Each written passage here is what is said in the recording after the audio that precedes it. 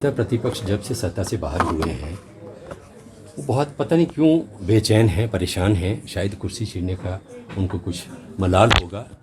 जितना इस आपदा को लेकर झूठ जयराम ठाकुर ने बोला है वो अपने आप में एक मैं समझता हूँ कि एक रिकॉर्ड है हिमाचल प्रदेश की राजनीति में। लगातार झूठ बोल रहे हैं। गडकरी जी हिमाचल प्रदेश आए, उन्होंने कहा मैं लेके आया इनको।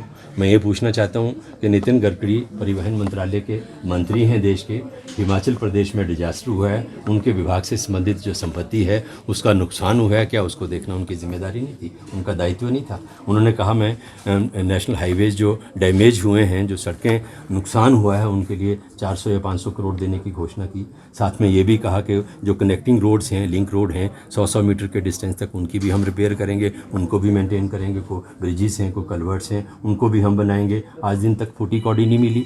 तो मेरा कहने का मतलब ये है कि पहले दिन से भारतीय जनता पार्टी के नेताओं ने एक श्रेय लेने की राजनीति हिमाचल प्रदेश के अंदर शुरू की कि ये जो आपदा आई है इसमें केंद्र ने बहुत मदद की, केंद्र ने बहुत सारा पैसा दे दिया। और ऐसी चीज़ें जो मनरेगा में, जो रूटीन में हर प्रदेश को मनरेगा में जो शेल्फ जाते हैं, मनरेगा की जो स्कीम्स प्रदेश सरकार की तरफ से जाती हैं, उनके अगेंस्ट जो पैसा मिलता है उसको भी राहत के तौर पर प्रचारित करने का काम किया। अनुराग ठाकुर हमारे केंद्रीय मंत्री हैं, वो कहते हैं कि प्रधानमंत्री आवास योजना में घर दे दिए। अभी ये प्रधानमंत्री आवास योजना में घर तो हर साल मिलते हैं, आपदा आए ना आए।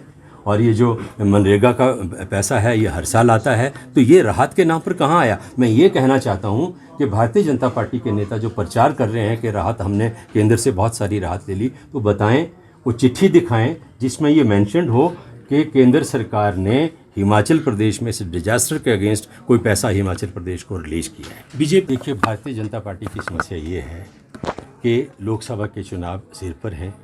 हिमाचल प्रदेश में लगातार भारतीय जनता पार्टी चुनाव हार रही है, चाहे वो उपचुनाव हुए, चाहे प्रदेश के विधानसभा के चुनाव हुए, चाहे उसके बाद नगर निगम शिमला के चुनाव हुए। पूरी ताकत लगाने के बावजूद भारतीय जनता पार्टी इन चुनावों में पराजित हुई। लोकसभा के चुनाव आ रहे हैं, भारतीय जनता पार्टी के पास हिमाचल प्रदेश में इश्यूज़ नहीं हैं जिनको लेके भारतीय जनता पार्टी जनता के बीच जा सके। इसलिए भाजपा के नेता जो नॉन इश्यूज़ हैं उनको इशू बनाकर राजनीति करने की कोशिश कर रही है, लोगों को भ्रमित करने का प्रयास कर रही है।